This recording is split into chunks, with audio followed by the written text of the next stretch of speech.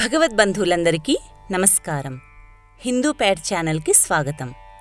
స్కంద పురాణాంతర్గత వైశాఖ మాస మహాత్మ్యము. వైశాఖ మాస మహాత్మ్యములోని 28వ అధ్యాయము అక్షయ తృతీయ విశిష్టత. నారద మహాముని అంబరీషునకు వైశాఖ మహిమను వివరించుచు ఇట్లనెను. శృతదేవుడు శృతకీర్తి మహారాజుతో ఈ విధంగా పలికెను. మహారాజా, వైశాఖ శుద్ధ తృతీయను అక్షయ తృతీయ అని అంటారు. అది మిక్కిలి పవిత్రమైనది. ఆనాడు చేసిన పుణ్యము సర్వపాపహరము, శ్రీహరి పదమును కలిగించును. ఈనాడు దేవతలకు, ఋషులకు, పితృదేవతలకు తర్పణాదులను ఇయ్యవలెను. ఈనాడు చేసిన దానికి విశేష ఫలము కలదు. ఈనాడు శ్రీహరిని పూజించి శ్రీహరి కథను విన్నవారు ముక్తిని పొందుతారు. ఈనాడు చేసిన దానము అక్షయ ఫలమును ఇచ్చును. ఈ తిథి దేవతలకు, ఋషులకు, పితృదేవతలకు ముగ్గురికి తృప్తిని కలిగించును. ఈ తిథికి ఈ మహిమ వచ్చిన కారణమును చెప్పుదును, వినుము. పూర్వము ఇంద్రునకు బలిచక్రవర్తితో పాతాళమున యుద్ధమయ్యెను. ఇంద్రుడు అతన్ని జయించి తిరిగి వచ్చుచు భూలోకమును చేరెను. మార్గమున ఉన్న ఉతధ్య మహాముని ఆశ్రమములోనికి వెళ్ళెను. త్రిలోకసుందరి మరియు గర్భవతీనగు అతని భార్యను చూసి ఇంద్రుడు మోహించెను. ఆమెను బలవంతముగా అనుభవించెను. ఆమె గర్భమున ఉన్న పిండము ఇంద్రుని వీర్యమును లోనికి రానీయకుండా పాదమును అడ్డముగా ఉంచెను. అప్పుడు ఇంద్రుడు కోపించి అతన్ని గ్రుడ్డివాడివగుమని శపించెను. అతని శాపముననుసరించి మునిపత్ని గర్భము నుండి పుట్టిన బాలుడు దీర్ఘతపుడు అనువాడు పుట్టుగ్రుడ్డియై జన్మించెను. గర్భస్థ పిండముచే అవమానింపబడి శపించిన ఇంద్రుడు మునిపత్నిని బలవంతముగా అనుభవించి ముని చూసినచో శపించునని భయపడి త్వరగా వెళ్ళిపోవాలని పరుగెత్తెను. అతన్ని చూసిన ముని శిష్యులు పరిహసించారు. అప్పుడు ఇంద్రుడు సిగ్గుపడి మేరు పర్వత గుహలో దాక్కొనెను.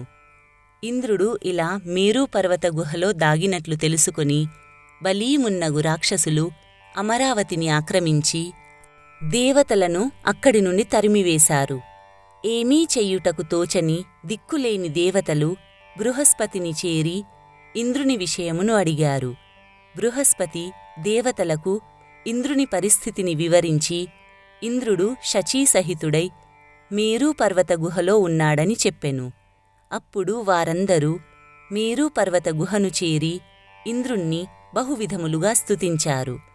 బృహస్పతి మొదలగు వారి స్తుతులను విని ఇంద్రుడు సిగ్గుపడుచు వచ్చినవారికి కనిపించెను. బలీమున్నగువారు స్వర్గమును ఆక్రమించారని దేవతలు చెప్పారు. అప్పుడు ఇంద్రుడు పరస్త్రీ సంగదోషమున నేను అశక్తుడనై ఉన్నానని వారితో చెప్పెను. ఇంద్రుని మాటలను విని బృహస్పతి దేవతలు ఏమి చేయాలా అన్న ఆలోచనలో పడ్డారు. అప్పుడు బృహస్పతి దేవతలతో ఇట్లనెను. ప్రస్తుతము శ్రీహరికి మిక్కిలి ఇష్టమగు వైశాఖ మాసము గడుచుచున్నది. ఈ మాసమున అన్ని తిథులు పుణ్యప్రదములు, శక్తివంతములు. అందున శుక్లపక్షమునందలి తృతీయా తిథి చాలా శక్తివంతమైనది. ఆనాడు చేసిన స్నానదానాదులు ఉత్తమ ఫలములను ఇచ్చును, సర్వపాపములను పోగొట్టును. కావున ఆనాడు ఇంద్రుణ్ణి వైశాఖ ధర్మములను ఆచరింపచేసినచో ఇంద్రుని పాపము పోయి పూర్వపు బలము శక్తియుక్తులు మరింతములై వచ్చునని చెప్పెను. అందరూ కలిసి ఇంద్రునిచే అక్షయ తృతీయ నాడు ప్రాతఃకాల స్నానము, తర్పణాదులు, శ్రీహరిపూజ, కథాశ్రవణము మున్నగువానిని చేయించారు. ఇంద్రుడు అక్షయ తృతీయ ప్రభావమున శ్రీహరి కృపచే మిక్కిలి శక్తిమంతుడై దేవతలతో కలిసి బలిని రాక్షసులను తరిమి అమరావతిని గెలుచుకొని ప్రవేశించెను. అప్పుడు దేవతలు యజ్ఞాదులయందు తమ భాగములను మరలా పొందారు. మునులు కూడా రాక్షస వినాశము వలన నిశ్చింతగా తమ యజ్ఞయాగములను, వేదాధ్యయనాదులను కొనసాగించారు. పితృదేవతలు యథాపూర్వముగా తమ పిండములను పొందారు.